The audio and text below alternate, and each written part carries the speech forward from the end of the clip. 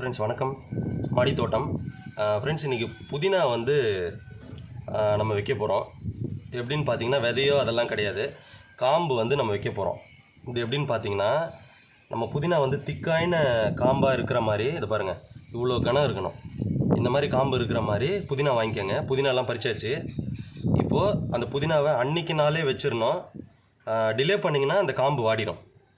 So இதை வந்து இந்த மாதிரி க்ரோ பேக்கில், இந்த பாருங்கள் சைஸ் பாருங்கள், 6x5 இது. இந்த க்ரோ பேக்கில் மண் வந்து செம்மண்ணை கொட்டிக்கிட்டு எரு போட்டுக்கிட்டு கொஞ்சம் காம்போஸ்ட் ஆட் பண்ணியிருக்கேன். எனக்கு கொஞ்சம் க்ரோத் நல்லா இருக்கணுன்றதுக்காக. இந்த காம்போட கனப்பகுதி இருக்குது பாருங்கள் கீழே, இதை வந்து இப்படி நடணும் ஃப்ரெண்ட்ஸ். இது மண் லூஸாக இருக்கணும், அப்போ தான் நீங்கள் கரெக்டாக வைக்க முடியும். உள்ளே பாருங்கள், ஒரு 1 இன்ச் உள்ளே போகணும். இதுதான் அளவு. இதை பாருங்கள், இப்படி சுற்றி இப்படி வச்சுட்டு வரணும். 1 இன்ச்சு உள்ளே போகணும். இதை இப்படியே வச்சுட்டு ரவுண்டாக வச்சுட்டு வந்தீங்கன்னா ஒரு 10 நாளில் இது வளர்ந்துடும் ஃப்ரெண்ட்ஸ். இது புதினா உங்களுக்கு பறிக்கலாம் இதுலேருந்து. இதை வந்து காம்போடு எடுக்காதீங்க.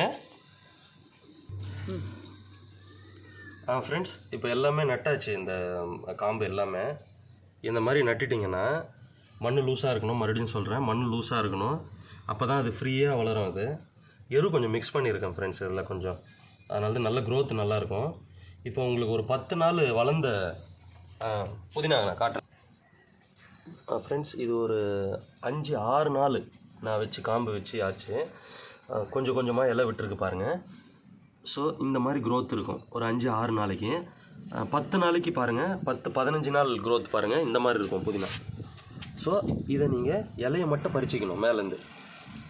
பார்த்தீங்களா எவ்வளோ நல்லா இருக்குது பாருங்கள் மாடியிலே. ஸோ இது இப்படி இருக்கும்.